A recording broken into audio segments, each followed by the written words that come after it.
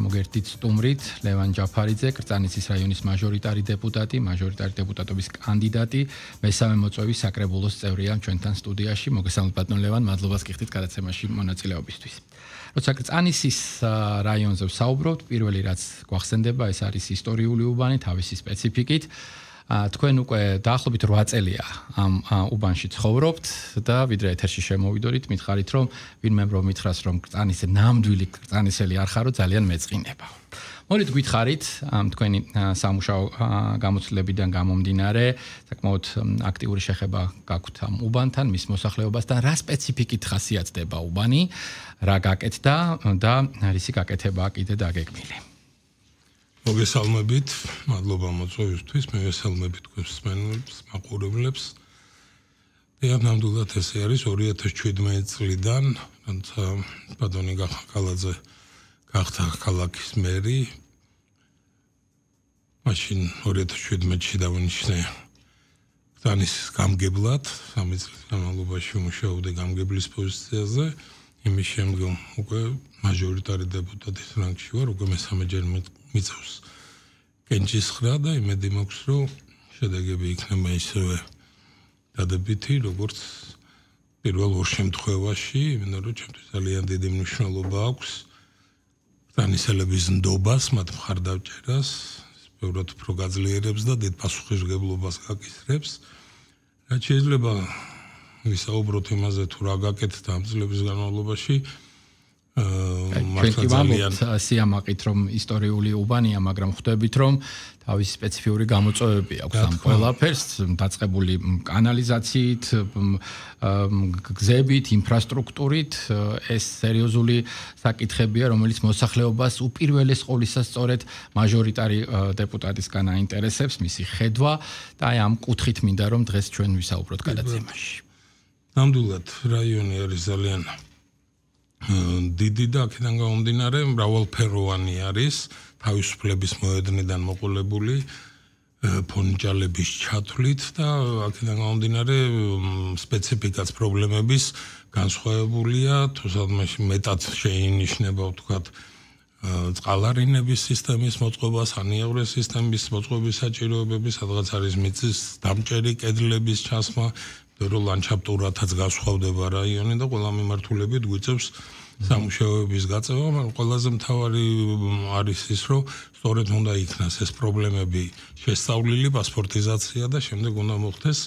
ეტაპობრივად მათი გადაწყვეტა და სწორედ არის დასასახი პრიორიტეტები. იმიტომ რომ ეს ყველაფერი არის დროსთან დაკავშირებული, თანხებთან დაკავშირებული და რა თქმა უნდა 2017 წლიდან მოყოლებული ეტაპობრივად ვცდილობთ რომ მაქსიმალურად პრიორიტეტების გათვალისწინებით მოვერიოთ სხვადასხვა პრობლემას, თუმცა არაერთხელ მithქვამს, რომ ქალაქი არის ცოცხალი ორგანიზმი და გამორიცხულია, რომ ყველაფერს მოევლოს, იმიტომ რომ სვეთადი არის ყველაფერი და 2017-18 წელში გადაჭრილი პრობლემა 25-ში შეიძლება თავიდან გასაკეთებელი გახდეს, ამიტომაც ქალაქში ვერ მოვა ადმინისტრაცია, რომელიც ყველა პრობლემის მოგვარება შეძლებს, აქ არის გუნდი საჭირო, რომელსაც არასოდეს არ დაეზარება შრომა, მუშაობა იმ ქალაქისთვის, რომელსაც ემსახურება და სწორედ დაგეგმილი პროექტებისა და სწორედ განხორციელებული პროექტების შედეგად უნდა ყოველთვის პულზე გენდოს ხელი და ყოველთვის უნდა იყოს შენი ქალაქის მოვლა პატრონობაში, რასაც ჩვენ ჩემი გადასახედიდან წარმატებით ვასრულებთ და მე მგონია რომ ყველა არჩევნების შედეგმაც ეს გვანახა რომ ნდობა ხალხში საკმაოდ მაღალია, ეს გამომდინარეობს იქიდან რომ კარგად ვიცნობთ ჩვენს რაიონებს, კარგად ვიცით მათი პრობლემები და ვიცით გადაჭრის გზებიც. და დიდწილად ამ წლების განმავლობაში სხვადასხვა პრიორიტეტების მიხედვით ამ თემებს ვახორციელებთ. ძალიან ბევრი, ძალიან მნიშვნელოვანი პროექტი განხორციელდა. მაგალითად გეტყვით, რომ გქონდა უბნები, სადაც საერთოდ არ იყო წყალარინების სისტემა, მაგალითად მოწყობილი, საერთოდ არ არსებობდა სანიაღვრე სისტემები და ყველაზე მეტად რაც შეიძლება ითქვას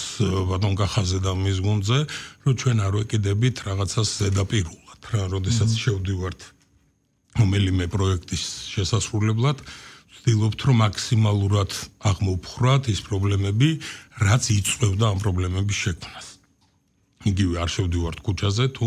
თლიანობაში არ ვცვლით მიწისქვეშა კომუნიკაციებს და მხოლოდ ამის შემდეგ ხდება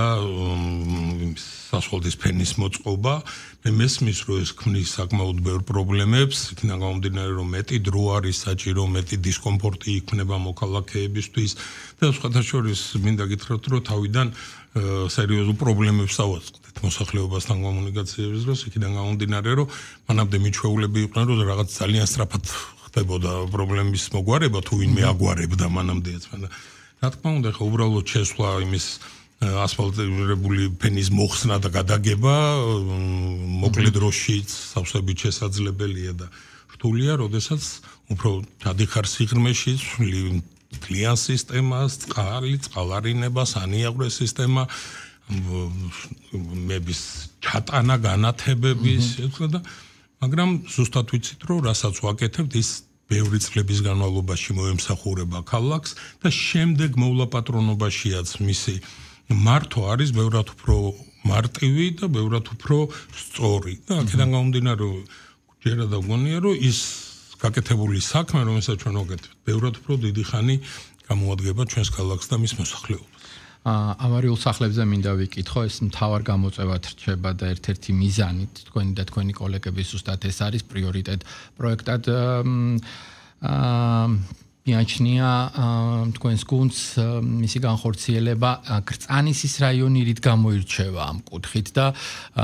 თქვათ რა პრობლემები აქვს?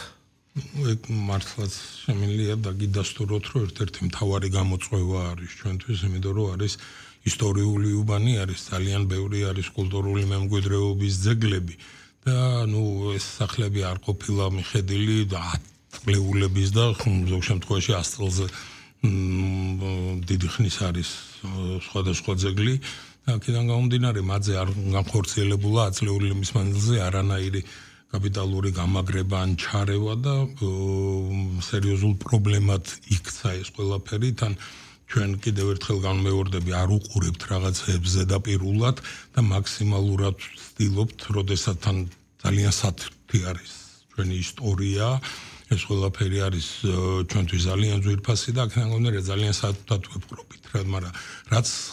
შემდგომ დროშიც, ამაშიც რთულია დაგეგმარება ესეთი სამუშაოებს, იქიდან გამომდინარე, რომ ძალიან ბევრი არის შემდეგ ჩათრევის პრინციპი, ერთმანეთზე მიბჯენილი სახლები, შემდეგ მუშაობის დროს უამრავი სურპრიზები ჩნდება, სხვადასხვა ძველი ისტორიული სახელოსნოები, თონეები, ესეთ რაღაცები აღმოჩნდა უამრავ სახლში, როდესაც შევდივარ და მუშაობებს ვიწყებ და რა თქმა უნდა ჩვენ ვცდილობთ რომ ავთენტურობა შეუნარჩუნოთ ყველა ესეთ სახლს, ვაჩერებთ სამუშაოებს, ხდება კონსერვირება, ხდება სპეციალური ჯგუფების შეშვება, რომელიც ახდენენ ამის ყველაფრის შესწავლას და ფიქსირებას, რომ სწორედ მოვახდინოთ ის რეაბილიტაცია, რომელიც არის დაგეგმილი და რაიმე ჩვენი სურვილით რომ რაღაცა სწრაფად გაკეთდეს და რეაბილიტირდეს, ამითი არ დავაზიანოთ უფრო მეტი და არ დავაშავოთ იმ ისტორიულ მონაპოვართან შესაბამისად, რაც ამდენ ესე ალამაზებს და მომხიბლებს ხდის ჩვენს ქალაქს. და აქედან გამომდინარე, მიუხედავად იმისა, რომ გვაქვს მართლა ძალიან ბევრი საინტერესო და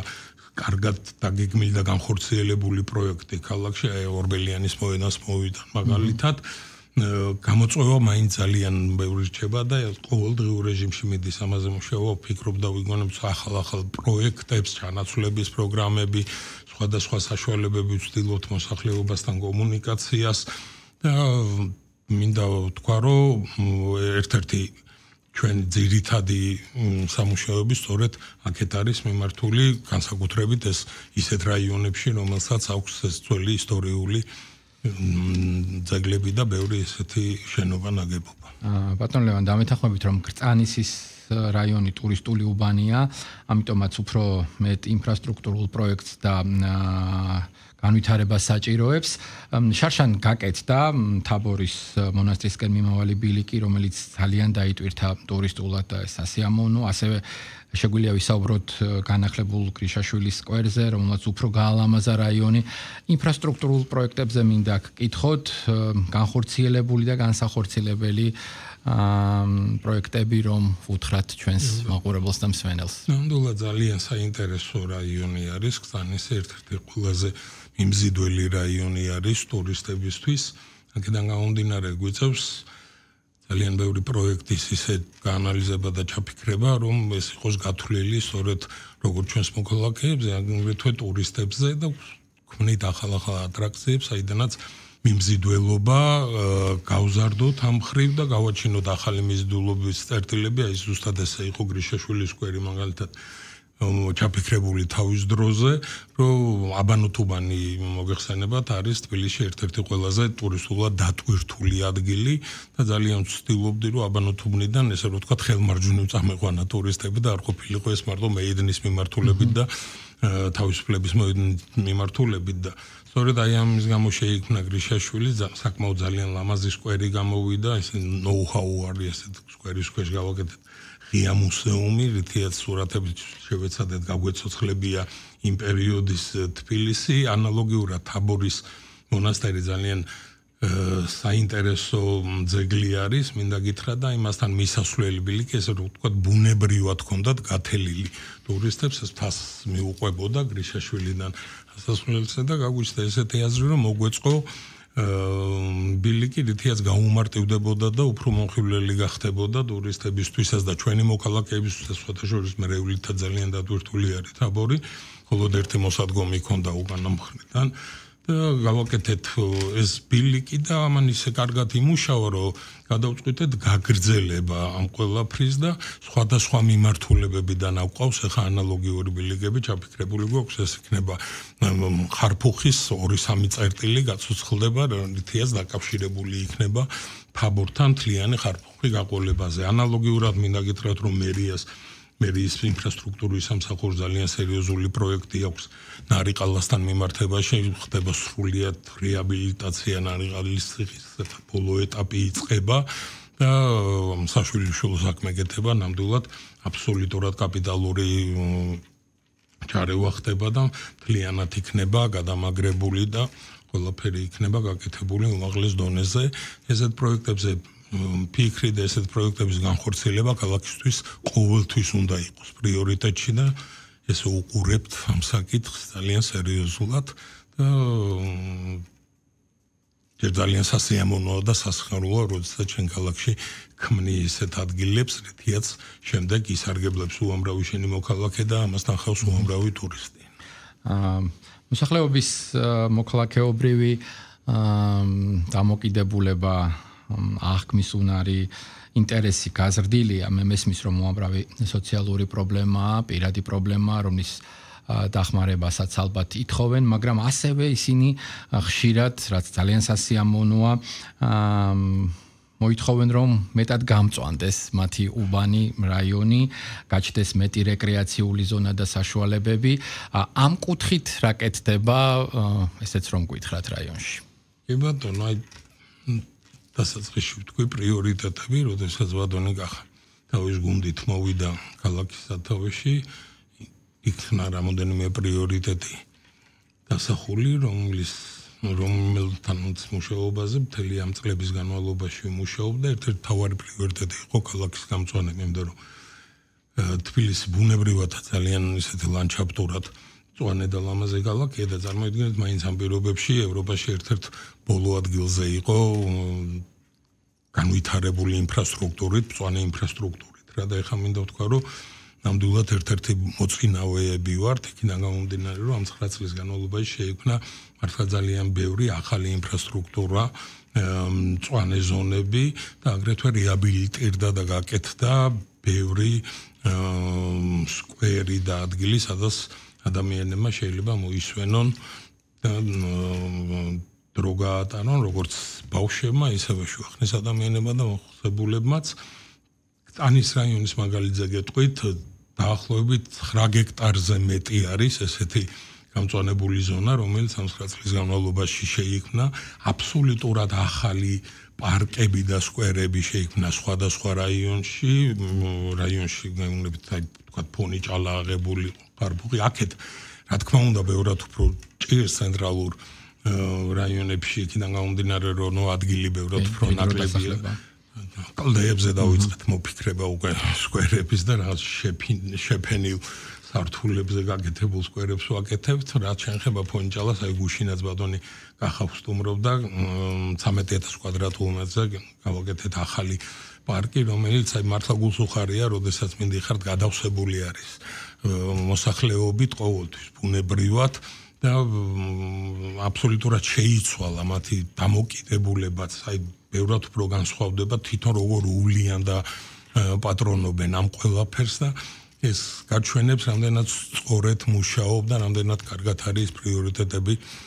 გათვლილი, როდესაც აი ჩართულობას ხედავ მოსახლეობის ამ ყველაფერში, ესე იგი რაღაცას ნამდვილად სწორედ აკეთებდა, ეს ძალიან მახარებს, მაგრამ ამაზე არ გავჩერდებით ნამდვილად, იმიტომ რომ სადაც გვაქვს საშუალება რომ ახალი მწვანე ზონა შეიქმნას და გაკეთდეს, ამას დაუყოვნებლივ ვცდილობთ რომ მოვიყვანოთ ავსახოთ ეს პროექტში და მინდა გითხრათ შარშან გავაკეთეთ ხეივანი გორგასლის მასე ქუჩაზე და მაგ ხეივას 300 არაგველის სკვერის მიმდებარედ რა ეს არის არა მარტო კრწანისისთვის მე თუ გითხავთ თბილისის ერთ-ერთი ძალიან ლამაზი და მიმზიდველი ადგილი და მინდა დავაანონსო თქვა რომ მომავალ წელს სრულ რეაბილიტაციას ვიწყებთ 300 არაგველის სკვერის ამ ხეივნის გაგრძელებაზე თავის ძეგლებით ისტორიული კედლით და მივიღებთ კიდევ ერთ ძალიან ლამაზ ადგილს მიმზიდველ ადგილს როგორც კრწანისელებისთვის ასევე მთელი თბილისისთვისაც და ძალიან მიხარია რომ მიწევს ახლა ამ პროექტის დაანონსება, რაც დარწმუნებული ვარ, კიდევ უფრო გაალამაზებს და მიმზიდველს გახდის ჩვენ ქალაქი. ყოველდღიური შეხვედრები გაქვთ დღეში არა ერთხელ მოსახლეობასთან.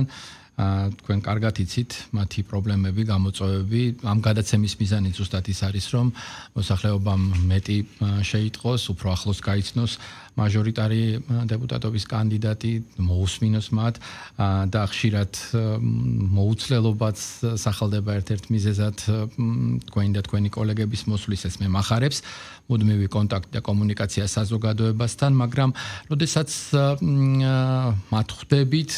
თავისთავად ხვდებით, რომ იკვეთება გარკვეული პრობლემები. შესაძლოა ამ პრობლემების ერთიანი, ვთქვათ, გადაჭრის გეგმები არ არსებობდეს, მაგრამ არსებობს გარკვეული პრიორიტეტული, ვთქვათ, ჩამონათვალი, რაზეც შეიძლება ვისაუბროთ და რაღაც, ვთქვათ, კონკრეტული მიმართულებები გამოვკვეთოთ. ამ წუთას ყველაზე უფრო მეტად რა სითხოს მოსახლეობა პირადად თქვენთან შეხვედრებით? ეს ძალიან რთული არის თალკი გამოყოფა, იმიტომ რომ ძალიან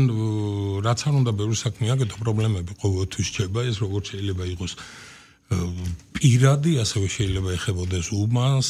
მიმდებარე ტერიტორიებს, აი ბინათ მესაკუთრეთ ამხანაგობის პროექტები მინდა მაგალითად გამოვყო, რომელიც აი ბევრად უფრო ეხება თითოეულ ოჯახს, ახს, როდესაც შევდივართ და მათ ეზოებში, აივნებზე, სახურავებზე ვცდილობთ რომ დავეხმაროთ, გადაუჭრათ პრობლემები, მაგრამ ყველაზე მთავარი მე თუ მგითხავთ, აი ერთად ყველაზე ისე თამამად შემილია ვთქვა და ვიამაყო იმით რომ ყველაზე ნაკლებად მაქვს გაუცხოების პრობლემა ჩემ რაიონთან და ჩემ მოსახლეობასთან, იმიტომ რომ ვარ მეზობელი ვარ, მეგობარი ვარ, ადამიანი რომელიც ყოველდღიურ რეჟიმში მიწევს მათთან შეხვედრა, გუნდიც ესე ყავს დაკომპლექტებული. მაგალითად გამგეობის თანამშრომლები რო ავიღო, ძირითადად ვცდილობთ რომ იყვნენ იმ უბნის წარმომადგენლები, რომ სხვა პასუხისმგებლობა ჰქონდეთ მათ თავიანთ მეზობლებთან, მეგობრებთან, ვერ დაემალებიან ესე რომ ვთქვა. თან ძალიან მახარებს რომ ეხლა აი წინასაარჩევნო შეხვედრებს როცა ვმართავ, თითქმის არ მიწევს დაპირებებზე საუბარი. რა, იმიტომ რომ იმდენად ეს ბუნებრივი გახდა, რომ ყოველდღიურ რეჟიმში ხდება ახალ-ახალი რაღაც პროექტების მომზადება, იგივე პრობლემებზე საუბარი, რომ ადამიანებმა უკვე დაიჯერეს იმისი, რომ ეს არ ხდება, არავინ ძალიან იშვიათად თუ ვიღაცა შემხვდეს ისეთი, რომელიც იტყვის, რომ აი არჩევნებზე გაგახსენდათ ესეთი ცნობილი ფრაზა, ხო, ესე რომ ვთქვათ, იმდენად მიეჩვენენ ადამიანები იმას, რომ ჩვენ ყოველდღიური კონტაქტი გვაქვს და ამის პრობლემა არ დგას, რომ ვიღაცა ვერ ნახეს, ან ინფორმაცია ვერ მიიტანეს, ან ვიღაცამ არ მიაქცია სათანადო, რა თქმა უნდა, ყველა პრობლემას ვერ გადაწყვიტავ, რაღაცა არის, რომ შეიძლება ისეთი გთხოვონ, რომ საერთოდ არ იყოს არჩევანი კომპეტენცია და არც ამის საშუალება ქონდეს მის დახმარების, მაგრამ უყურადღებოთ ამის ახსნა სწორი ფორმით ხდება და ეს ყოველდღიური ურთიერთობა ამ ადამიანებთან არის ყველაზე მნიშვნელოვანი. მე თუ მგითხავთ იმის გათავისება, რომ ჩვენ ძალიან დიდი პატივი გვხვდა წყილად, რომ ვემსახუროთ ამ ქალაქს და ვემსახუროთ მის მოსახლეობას. ამას ყველამ ძალიან დიდი პასუხისმგებლობით უნდა შევხედოთ და მართლაც არ არის თბილისის ქალაქი, რომელიც ამ ყველაფერს ან დაგიკარგავს, ასწორედ ვერ შეაფასებს. არ არიან თბილისელები ის ადამიანები, რომლებიც აბსოლუტურად სწორედ ვერ აღიქვავენ, იმიტომ არის ერთ ამითაც არ ვნერვიულობ არჩევნების შედეგებზე. რომ ჩვენ არაფერს ახალს არ ვეუბნები და არ ვეუბნები ძეპირად რაღაცებზე არ ვესაუბრებთ, რომ თქვენ ამაში უნდა გვენდოთ და გვიჯეროთ, იმიტომ რომ ჩვენურად ნანახი აქვთ თქვენ ამ ადამიანებს ხელმოსაჭიდად, თუ რისი გაკეთება შევძელით, როგორ ვაკეთეთ ეს ყველაფერი და მე დარწმუნებული ვარ, რომ იმის ნდობა, რომ ჩვენ ამას იგივე მეთოდებით გავაგრძელებთ, თუ არ გავაუმჯობესებთ, დარწმუნებული ვარ, რომ ხალხში უკვე კარგად არის გამჯდარი. მიუხედავად იმისა, რომ კიდევ ერთხელ განმეორდები, პრობლემები არის საურაცხელი ძალიან ბევრი, მაგრამ ამ პრობლემებთან მიდის ყოველდღიური მუშაობა და ამ პრობლემებზე ხდება ყოველდღიური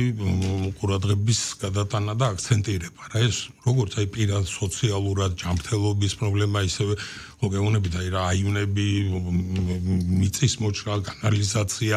ბევრი აი სხვადასხვანაირ პრობლემებზე შეიძლება ერთ ადამიანს ჰქონდეს აი ესეთი უამრავი თხოვნა ერთი მოსვლის დროს რა როგორც თავისი პირადი ან ძალიან მახარებს ხოთაშორის ოდესაც ადამიანები ჩართულები არიან თავის გარშემო ინფრასტრუქტურის მოწყობაში ეს აინტერესებს ჩართულობა საზოგადოების ამ ქალაქის კარგად ცხოვრებაში ესე რომ ვთქვათ არის გადამწყვეტი და ძალიან მნიშვნელოვანი. გულშემატკივრობა ნიშნავს ძალიან ბევრს ამ ქალაქისთვის, იმიტომ რომ ეს არ არის თალკი აღებული არც მაჟორიტარის საქმე, არც გამგეობის საქმე და არც მერიის საქმე. თუ ჩვენ ყველამ ერთად ჩვენი გულშემატკივრობით არ ვემსახურეთ ამ ქალაქს, ყველამ რა თქმა უნდა თავის კომპეტენციის ფარგლებში, მაგრამ ის რომ ჩვენ ჩართულობა უნდა გქონდეს მაღალი ჩვენი შვილებისათვის, რომ მათთვის გარემო იყოს ბევრად უფრო ადაპტირებული და კარგი, სხვანაირად საქმე სწრაფად და კარგად ვერ გაკეთდება რა. დიდი მადლობა. წარმატებებს გისურვებთ. ჩვენს მსმენელს და მაყურებელს შევახსენებ, რომ კრწანისის რაიონზე ვსაუბრობდით დღეს და სწორედ კრწანისის რაიონის მაჟორიტარი დეპუტატობის კანდიდატი ლევან ჯაფარიძე ყავდა პირდაპირ ეთერში სტუმრად სტუდიაში. მადლობას გითმობთ, გიხდით დათმობილი დროისთვის და ყურადღებისთვის.